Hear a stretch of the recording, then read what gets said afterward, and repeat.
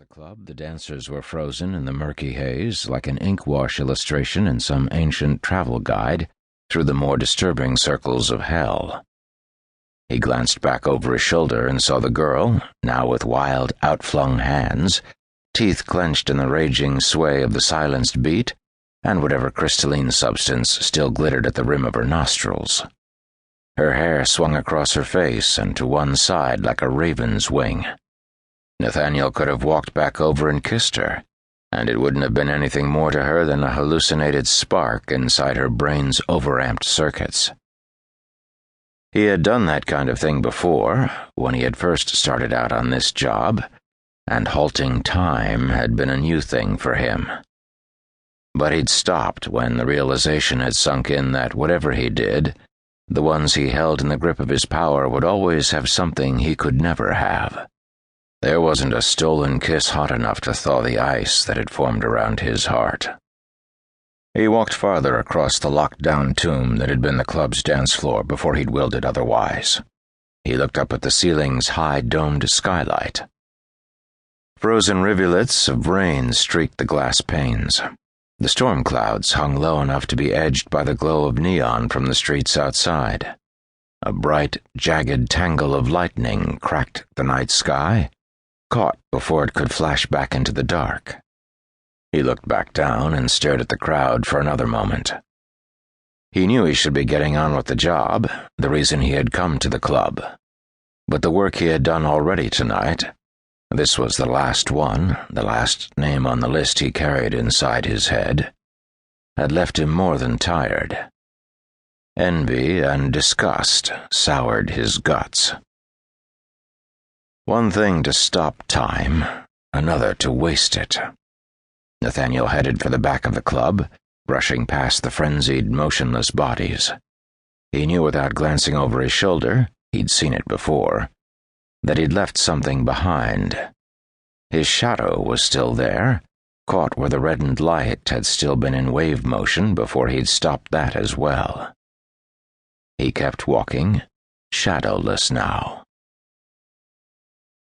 Should have waited, Nathaniel told himself, until I got where I needed to be.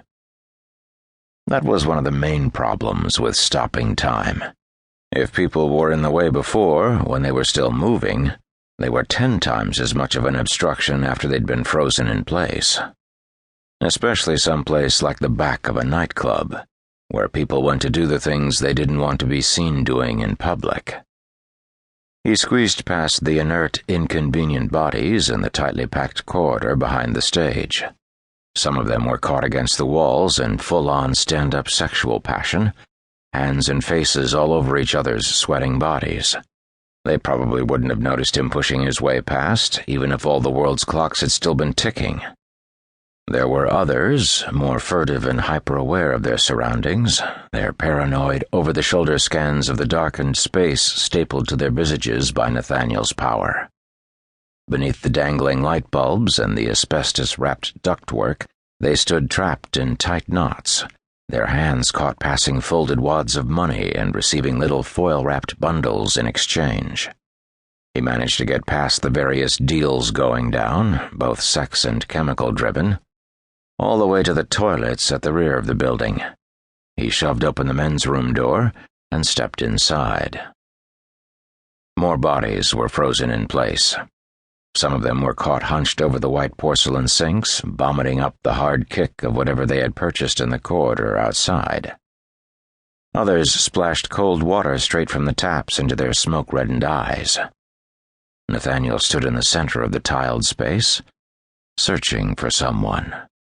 Someone in particular. "You've done well," a soft, emotionless voice spoke behind him. "Your powers are developing immensely." He looked behind himself and saw death. "Thanks," said Nathaniel. "I've been getting a lot of practice lately." "Indeed." Death's pallid face remained expressionless. "Maybe a little too much, actually." Death slowly nodded. 10 years you've worked for me, without